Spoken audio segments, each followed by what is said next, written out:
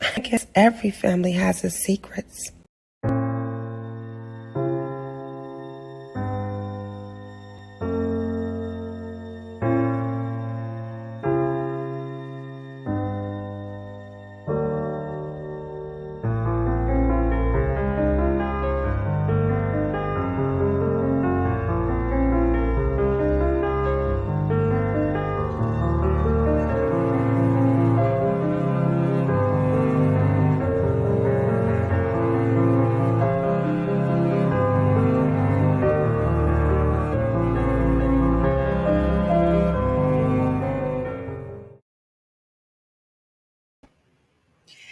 Well, hello. Today is Thursday, and what another beautiful day it is. My name is LaQuita Parks, and I am the host tonight for The Power of Your Story. And today we have a special guest that's going to be joining us. He has an amazing story. His name is Anthony Mitchell. And today we are going to talk about the value of never giving up. So I'm your host, and I am the owner of PayProV Publishing. And PayProV Publishing is a company where we help people take their stories from a thought to a realization. PayProV means pain, progress, victory, because I believe without pain, there is no progress. And without progress, there can be no victory. So, helping people take their stories from a thought to a realization.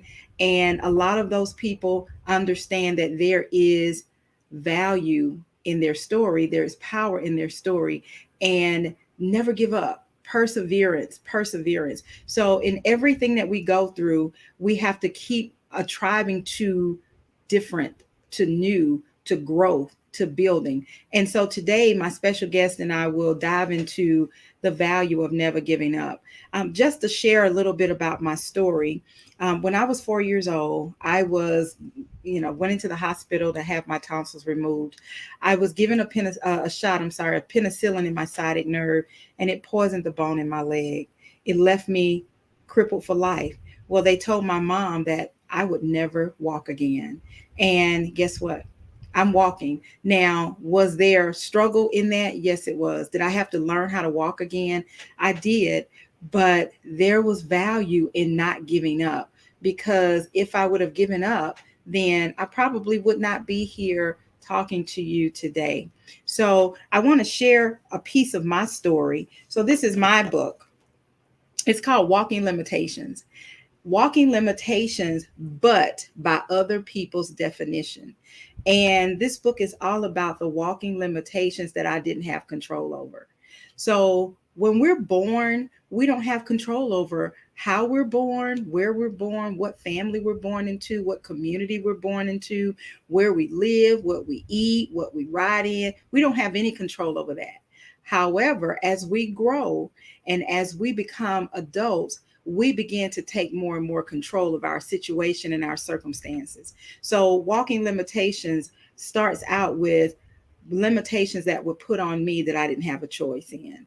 And by other people's definition is what other people put on me that I could control, because we can always control what somebody puts on us. Sometimes we don't think we can control that, but as we grow and begin to know ourselves, we can. So, what was one of the ways that I began to outrun my walking limitations? I started doing that through self love and learning and connecting with people who taught me the value of not giving up. Not just not giving up, but not giving up on myself, not giving up on LaQuita. So I started learning how to love myself from the inside out. And so I want to share this with you. And I don't know if you are listening to me or if you're watching and you are a person that does affirmations. I love affirmations. And my affirmations is one of the things that help me to never give up on myself.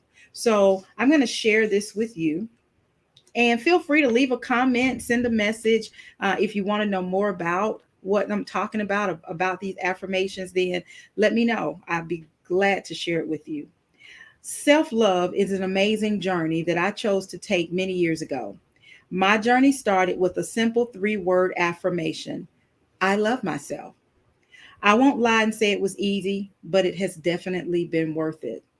As a victim of medical childhood trauma at the hands of a nurse, I was left crippled for life and dealing with chronic pain every day. This was what I call the beginning of my walking limitations. I knew nothing about self love, and as I got older, I started piling on more of those limitations. One morning, I took a long, hard look at myself in the mirror and said, today is going to be a great day because you're going to make it so. I told myself that. I stood in the mirror, and I have a mirror right here on my desk. So I looked in the mirror and I said, today, LaQuita, you are going to have a great day because you're going to make it so, because you have the power to make it a great day. And it was as simple as that. I decided to say, okay, you know what? I love myself. That was when I discovered the power of affirmations. From the age of 4 until I was 14 years old, I had surgery on my right leg and foot every day of my life. I couldn't go outside and run and play like the other kids. I was picked out to be picked on. I was bullied throughout my high school years. I was the weakest link. I was the victim. I say to say my self esteem was low would be a total understatement, and loving myself was a foreign concept. I didn't know what loving myself was. I found myself trying to please people. I became more concerned with other people's mental wellness than I was my own. I went out of my way to make sure everybody was happy. I got tired of allowing myself to be treated as though I was not as important as anyone else. I got tired of being disregarded and treated like a victim. I started studying the Bible and understanding what love and true sacrifice really was. I began to read self help books and listen to inspirational and motivational messages. My mirror conversations became opportunities for me to experiment. So every morning, I would make up an affirmation that I would repeat throughout the day.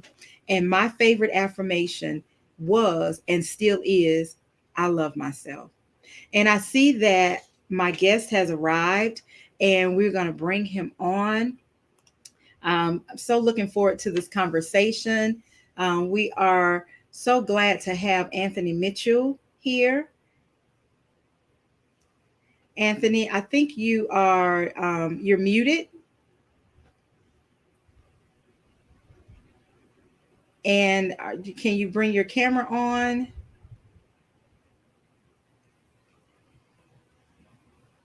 If you're speaking, I can't hear you.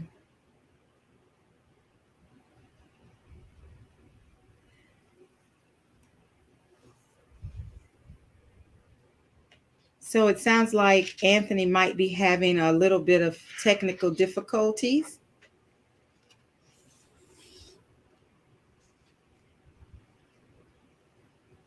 Anthony, are you there? Can you hear me? Can you hear me now? Can you hear me now?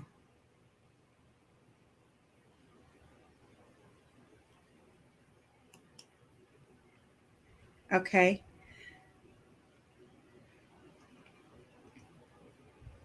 Anthony? Well, don't you just love technology?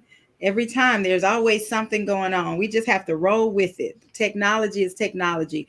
But you know what? We can still keep going. And when Anthony gets the sound, when we get the sound working, Anthony will come right on in and we will talk about the value of not giving up. So I want to continue talking about these affirmations and what helped me and what helped me understand the value of not giving up. So I started standing in the mirror every morning and I would pick up the mirror and I would or look in the mirror and I would say, I love myself. And when I started it, I wasn't confident. I would look at the mirror and I would say, I love myself. But it wasn't a love that I meant. I didn't say I love myself with any type of authority. I just simply said, I love myself. But the more I started doing that, the more confident I became, the more sincere I became, and the more value that I put into the I love myself. And guess what? I started to believe that. Not only did I believe that I love myself, I started believing that I was lovable that people loved me. I start seeing myself as more than the little cripple girl. I start seeing myself as more than the little chubby girl. I start seeing myself as something more, and that helped me to understand the value of giving up. Now, every day wasn't a good day. Every day that I got up and said I love myself wasn't a good day, but I kept going until it was a good day. And I tell you what, every time I got up and put in my mind that I was going to have a good day, because I had the power to have a good day, no matter what happened in my day, I didn't lose that power. I started seeing things differently. I started seeing things positively. So having that mindset, having that opportunity to understand and learn the value of not giving up was really, really important. So that's how my journey, my self-love journey started.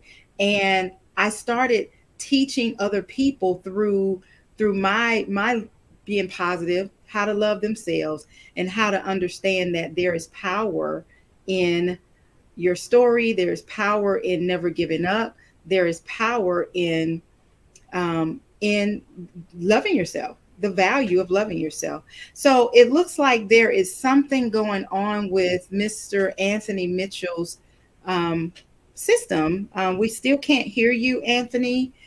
So we are going to continue. And if we can go to commercial and then see if we can find out what's going on with the with Anthony's microphone.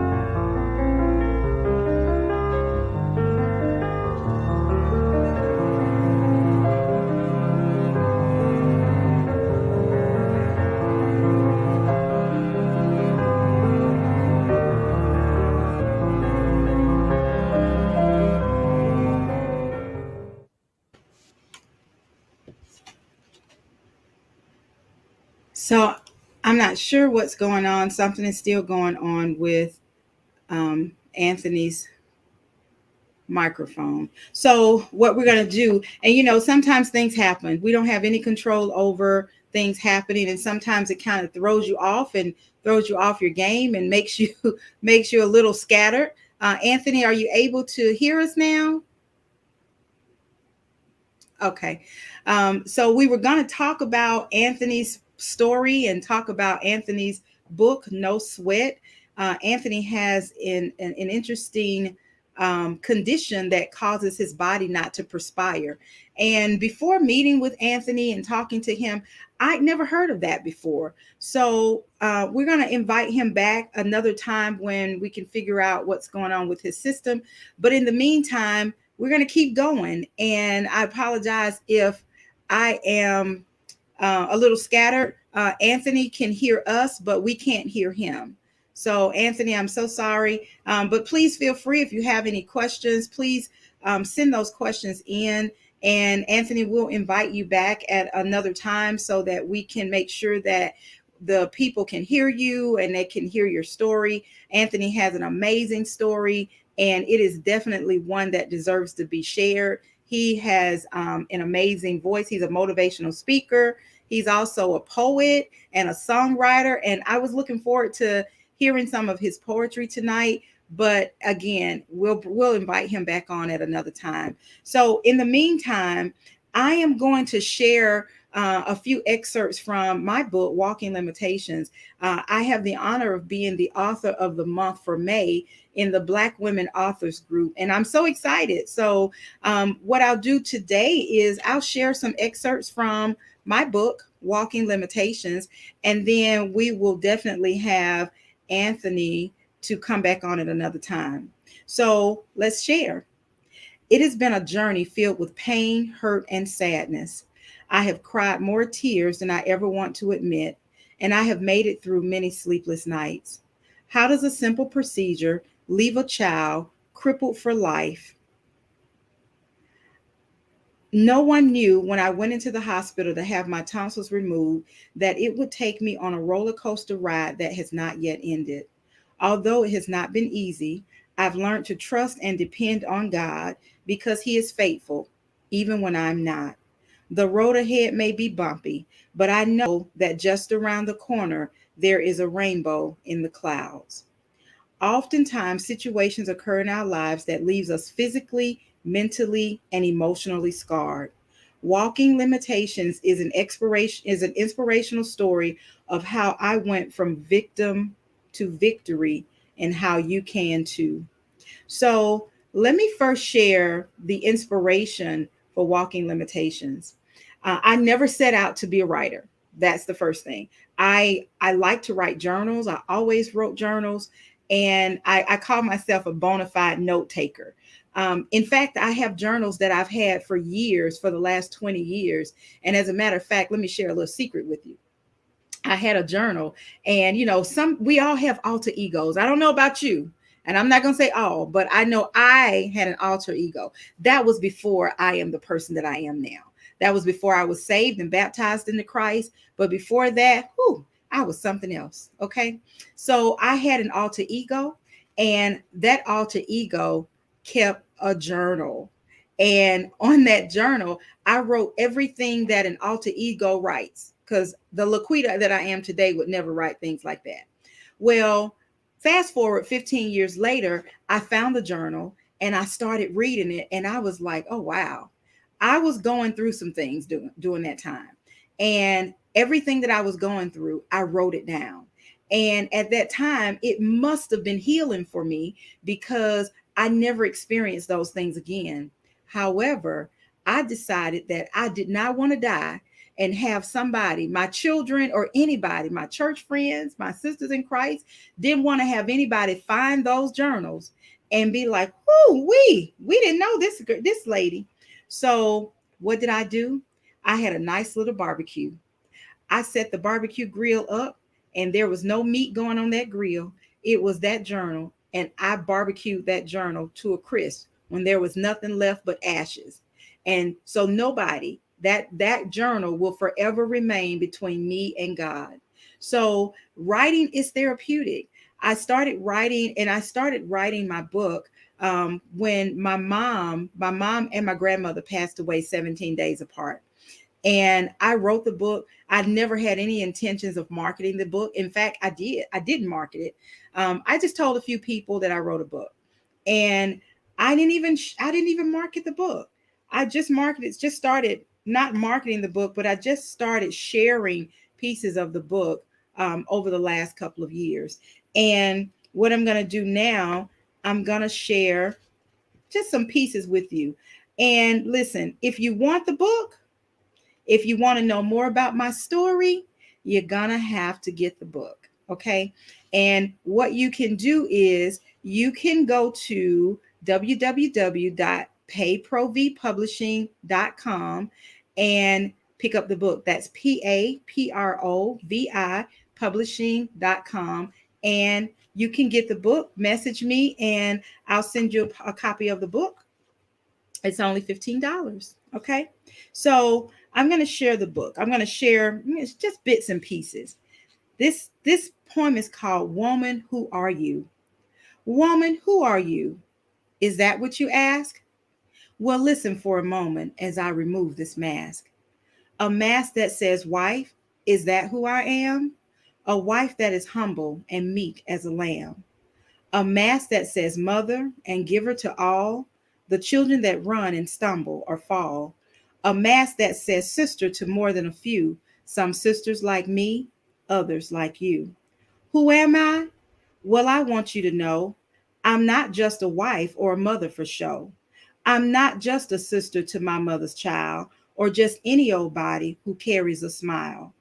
I am a friend who will be there through thick and through thin, through good days and bad days, time and time again. I am strong and bold, walking tall all the way. I am the woman who stops and takes time to pray. Yes, a mother and a sister. Yes, a wife and a friend. I am a woman who will stick with you until the end. I wrote that poem back in 1998. And during that time, I was not yet going in the midst of everything that I've come through now, but I was at the beginning of trying to figure out who I was. There were people pulling me one way and pulling me another way, and I was struggling to see who am I? Who am I? I'm LaQuita, yes. I was a wife then. I'm a mother. I'm a sister. I'm a friend. I am all these things. And at that time, I was still trying to figure out who I was. And that's the inspiration behind that. So I'm going to share a little bit of the story. I continued to have one issue after another issue with my leg and foot. All the years of surgery left my leg and foot deformed. One leg was bigger than the other, and my feet were different sizes, which resulted in having to purchase two pair of shoes, one size 10 for the left foot and another size 7 for the right. I have no feelings in my leg, no range of motion in my foot, and I am not able to move my big toe. The needle not only affected my leg, but my entire life. It even affected my ability to have my children. When the doctors removed a piece of bone from my pelvis to put in my foot, back when I was in high school, it altered the shape of my pelvis, therefore making it impossible for me to have natural childbirth with any of my children. It wasn't until after I had my third cesarean, after going through a trial of labor, that the doctors discovered that my pelvis would not open. I had grown weary of doctors and had gotten to the point that I had hated going to the doctor. I started to feel like a medical guinea pig every time a new doctor saw me. My story was fascinating to them, and they wanted to fix, or rather experiment with me. I see that his trivia joined us on the show today.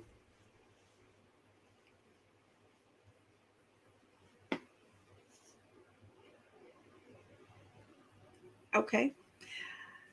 We are having a lot of technical difficulties and it's kind of throwing me off a little bit, but that's okay. Anthony, are you there? Can you hear us now? I can't I can't hear you. I can see you. You're on mute, but I can't hear you. Can you hear me? Yeah. Something.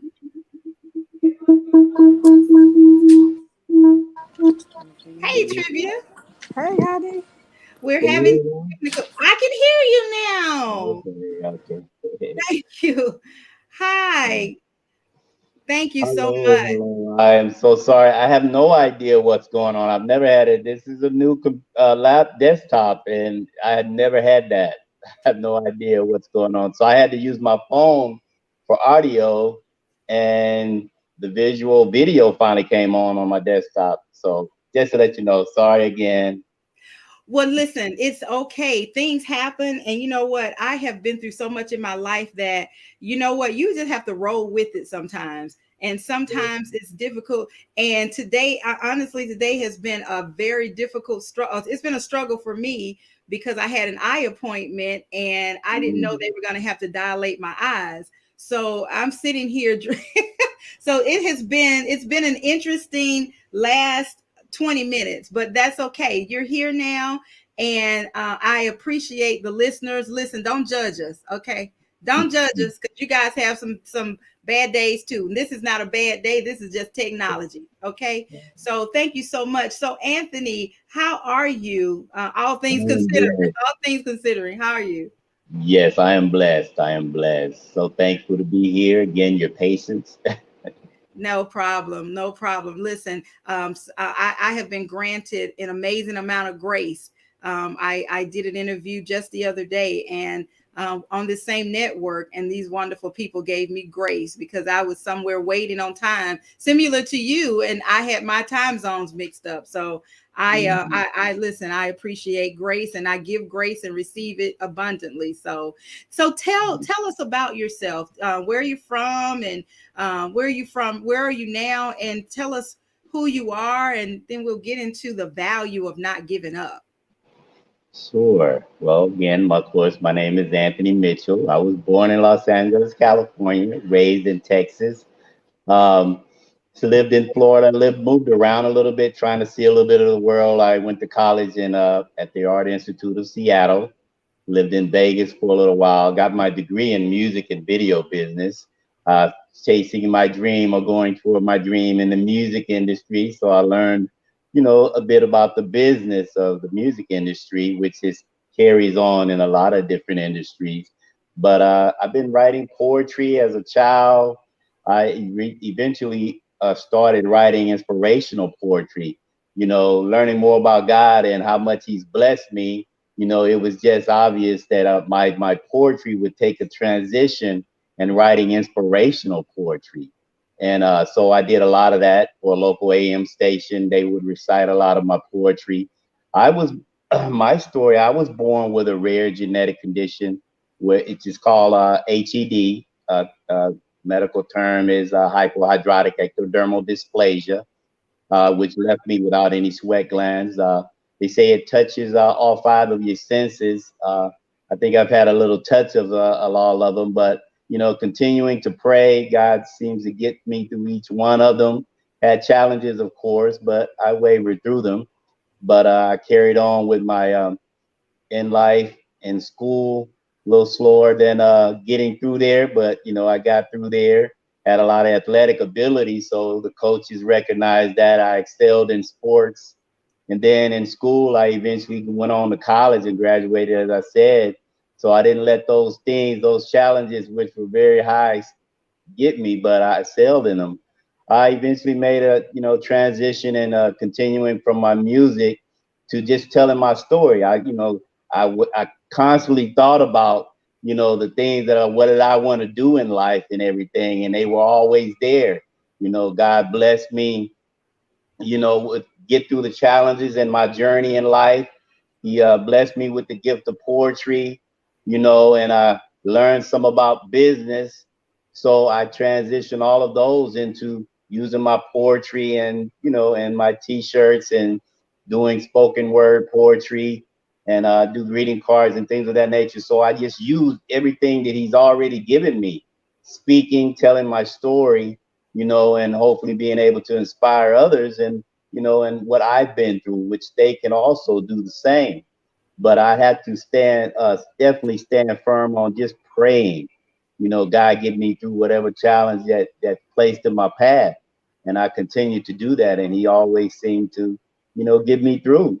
Eventually, moved to Houston back in 2010, back in 2015. I'm sorry, back to Texas in 2010. Met my fiance. We eventually moved to Houston and another part of Houston, and things just God just continue to bless me.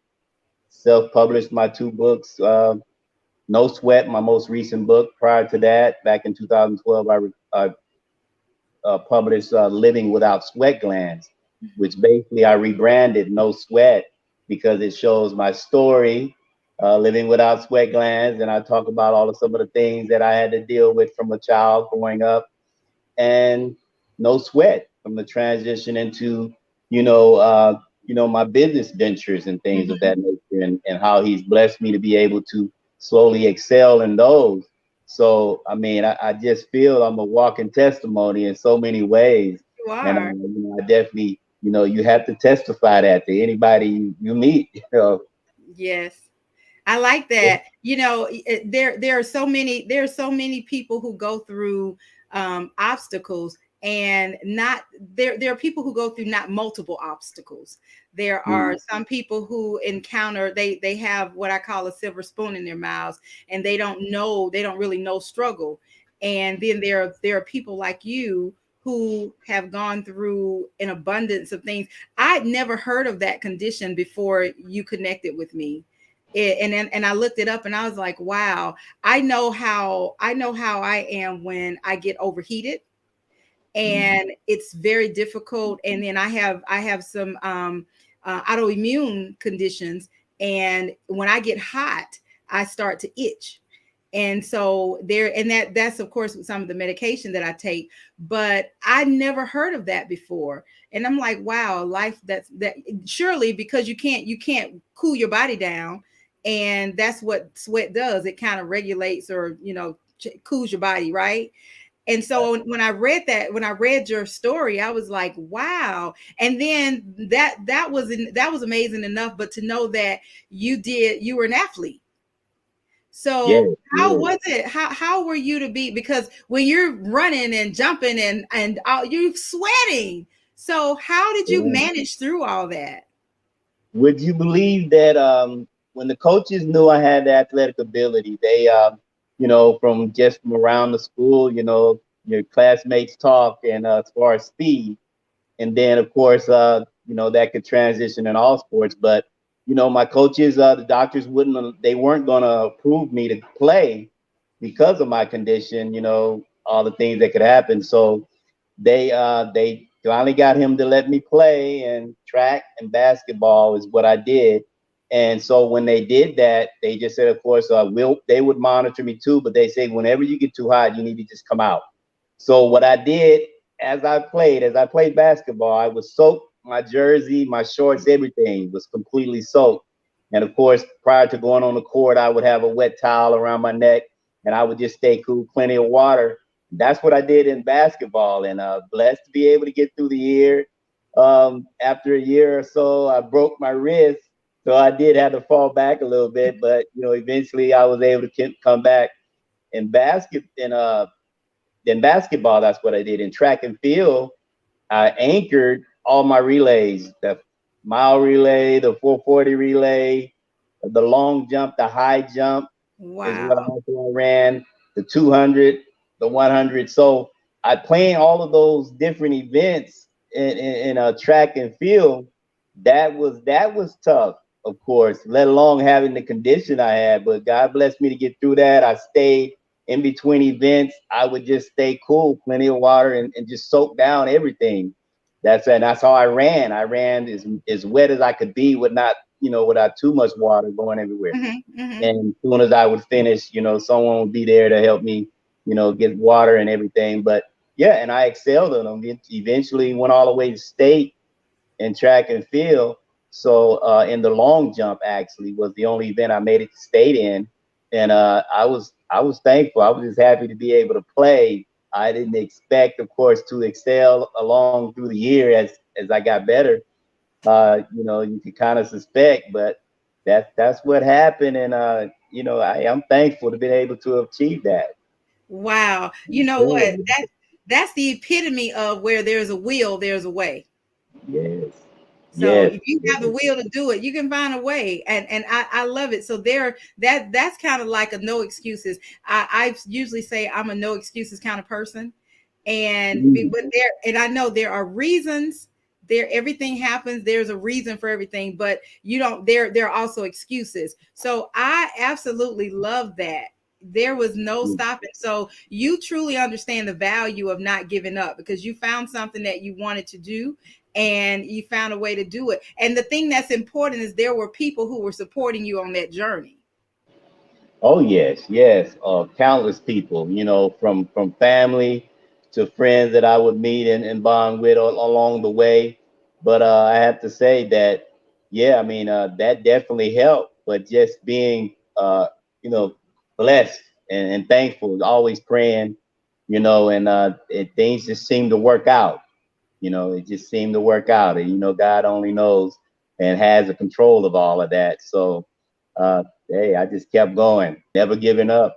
Wow. So let's talk about the songwriting. So you're a songwriter. Have you always been a songwriter? Tell us about that and that journey.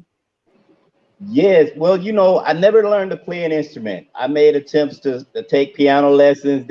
I mean, I could go on and on with the stories why I didn't complete, but I didn't discontinue trying. So I just continued to write my poetry, and eventually I learned, the different. There's really no wrong way to write a song, from what I Mhm. was told. Eventually, as you go on, it's just a conversation and things like that, different ways, tricks and tips that people use.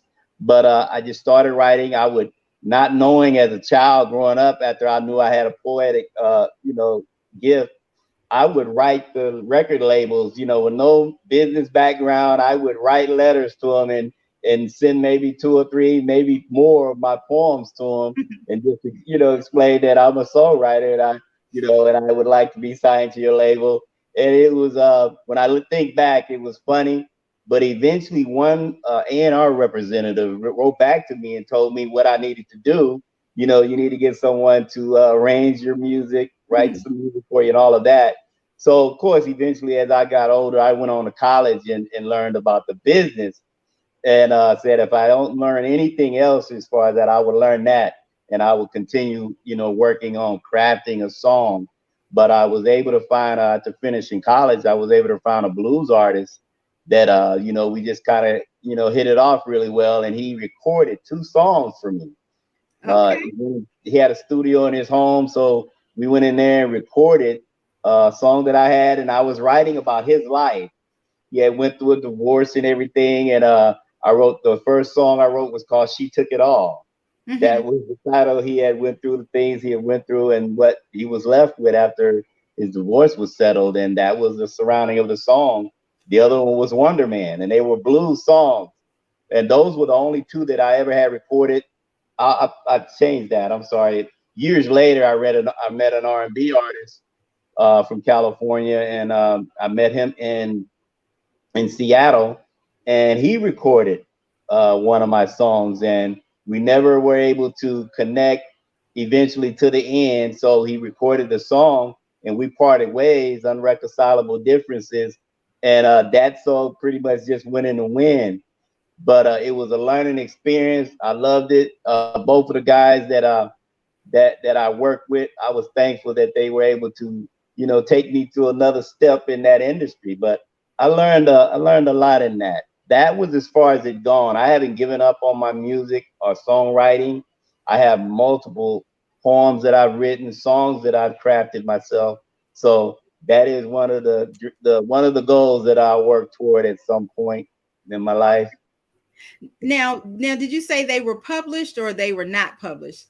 Well, I Are have they my out own. there? Are they out there to hear so we can kind of hear it?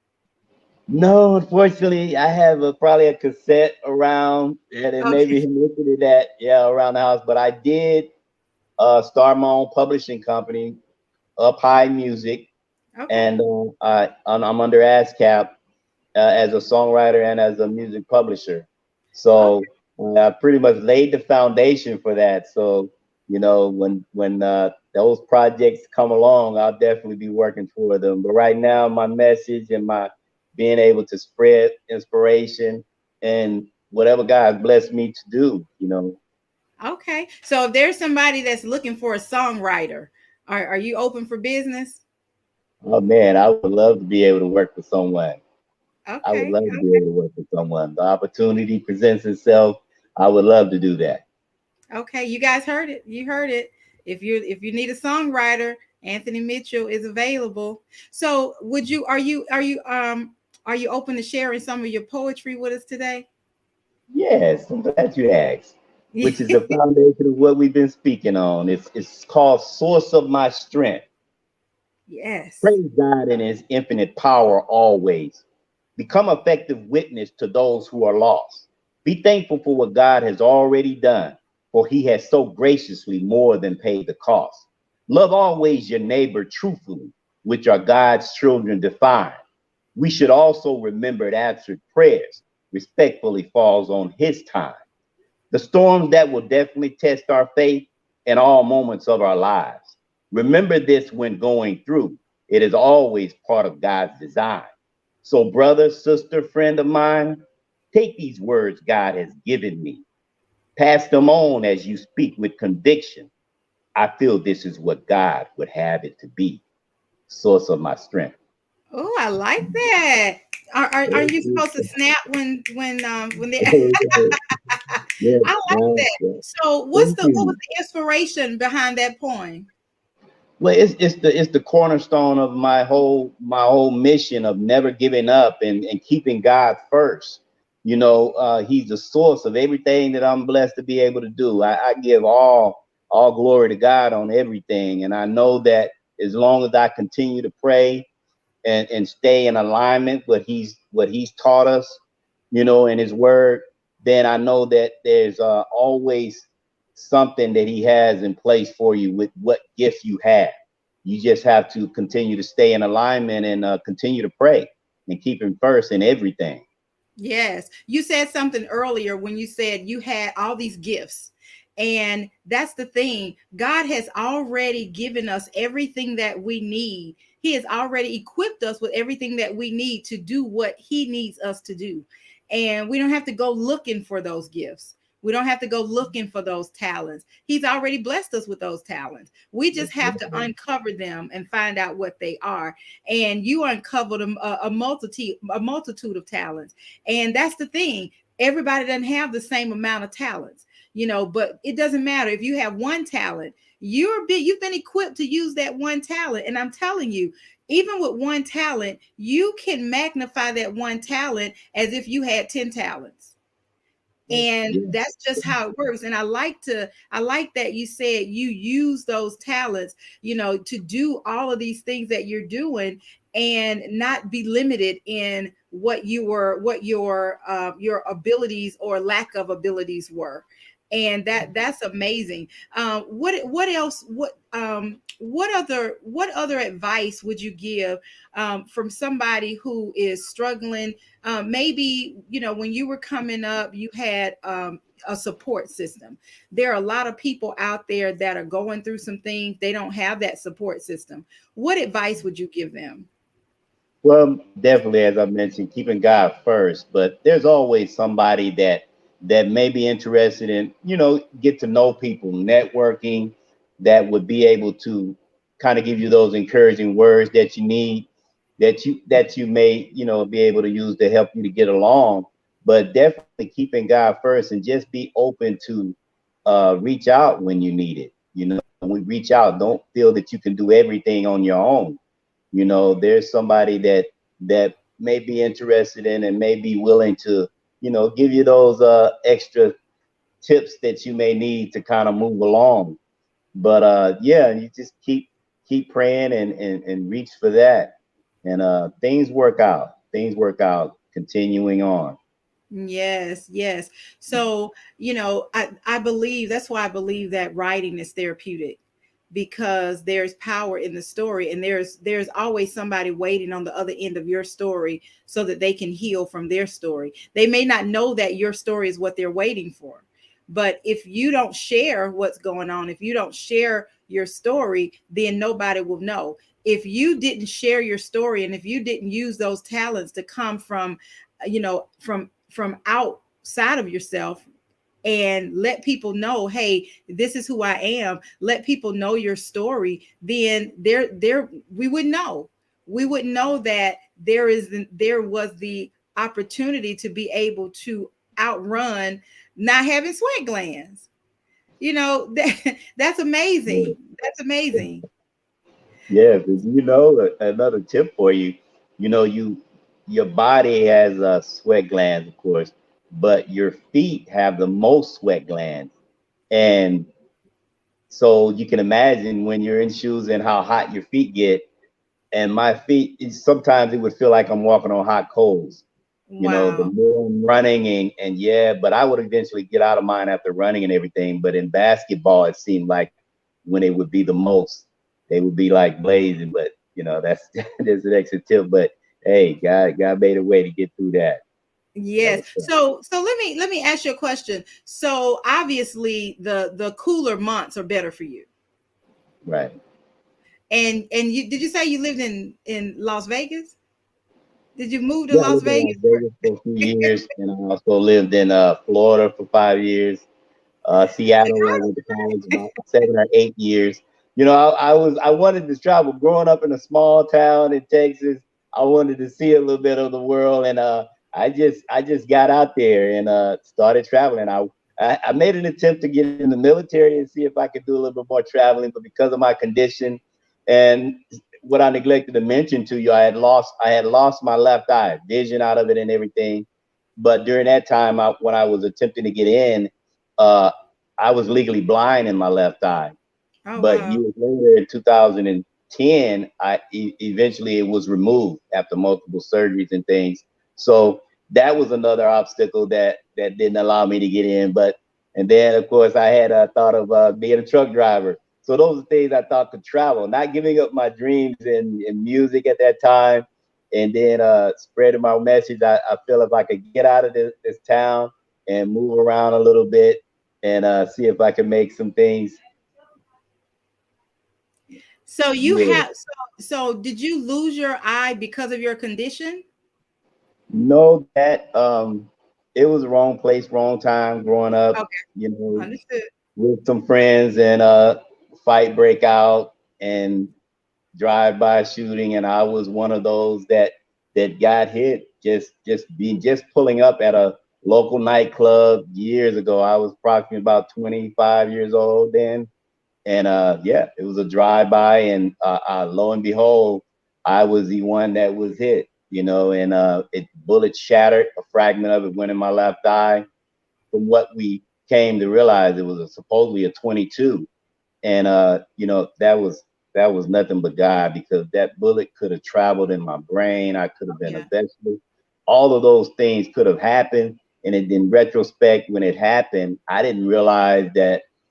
I thought blood was just running down my face. I just knew that I had been hit, and because then I had went to the ground, obviously not early enough, and I just laid there, and I just knew I was hit. And then getting up, and no one, they would ask me, "Where were you hit?" You know, they couldn't see anything. And one of my friends rushed me to the emergency room. All my family from all over town, they didn't know what story that had materialized when it got to them. You know, so eventually, the doctor said it was a fragment of the bullet went in my left eye, traveled, damaged my retina and everything. And they basically, with the technology they had back then, and the small town at the hospital there, they couldn't do anything but sew it up. They couldn't remove it or anything. So it was years later weeks later before it eventually got removed. Coming here to Houston, Herman Eye Center out here, and then it didn't get it removed from my left eye. Didn't get removed until 2010. That was partly my decision of waiting on maybe technology would change and maybe they could find a way to repair that. But after multiple decisions from doctors, they eventually, left it up to me to have it removed.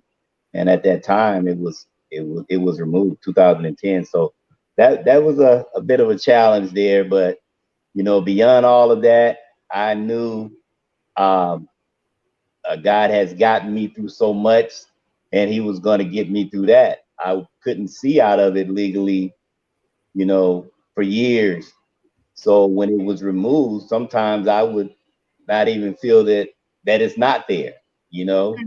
Mm-hmm. So, and I know that's God, blessing me to be able to continue on and not allow something of that magnitude to just hamper me to where I feel I couldn't do anything. So Oh wow. I am I'm sitting here and I'm trying not to sit here with my mouth wide open, but oh wow, that's amazing. And so this was 2010 you said, right? yes, it was removed. No, the 10. accident happened over 25 years ago. Okay, Uh, that you had the I eye removed removed 2010. 2010. So because Okay. I waited a number of years thinking technology would change. So after going through multiple doctors and answering about that, and is there anything that may happen, change technology wise, medically wise, that and they had no answer for that, and they left it up to me to have it removed in case there's any other damage that could happen, you know, Wow. inside in the socket there and everything. So had it removed.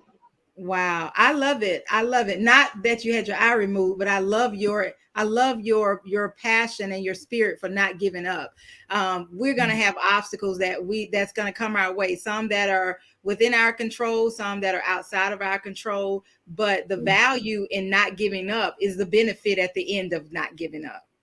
Yeah, So you don't there know what is yes, there is great benefit in not giving up. And you know what? I've heard this said before, and you probably have too, Anthony. Right before you give up is where the breakthrough comes. So if you just stick through it, right before some people just give up before the door opens. They're knocking, knocking, knocking at the door, and they give up right before somebody hears that knock and opens the door. It's not that nobody wants to open the door. It's just that the right person that hasn't come along yet to open the door. But don't stop knocking, so we give up. And it's hard. And I know I'm sitting here and I'm not saying that it's easy, because it isn't. Because there have been some days I deal with chronic pain from a child, when I was given a shot of penicillin in my sciatic nerve, and it poisoned the bone in my leg, and it started a medical new tsunami in my life. So I know what it's like to be in constant pain 24 hours a day, 7 days a week. And I also know what it's like to keep fighting through it, and to have people that says, oh, it's okay, you'll get through it. They don't know the power of words. The power of words is important. So not giving up, I like that. I like that fighting spirit. And then, so you're a songwriter, you're a poet, you're an author, you have a business. I would like for you to share one more poem with us, and then tell us about your t-shirt business. Yes. Well, my t-shirt business is I basically use the gift of poetry that I've been blessed with, that I use the phrases and snippets of my poems, so I basically custom design, and I have different vendors that I work with, and I use those. Always a winner, is one of the phrases that I use that on one of my t-shirts, because, you never, I don't feel that you are a loser if you attempt something and you fail at it. You continue on. So that's something that stuck with me, which we've heard and seen multiple times, in multiple places. Always a winner. And that's where I look at that, because you're going to learn even going through that challenge, and you fail at that time.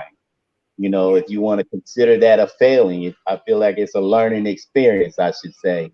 I feel that God is working with us, and He's molding us and preparing us for something. So you go through those challenges as if it's a training part of your life. Preparing you for whatever is expected to come next. The year when I was born with my condition, there was barely any information out there about it. The doctors didn't know. They didn't even expect me to live past a teenager. God blessed me to, sit before you at 54 years old. And I think that is nothing but God. Amen. And, Yes.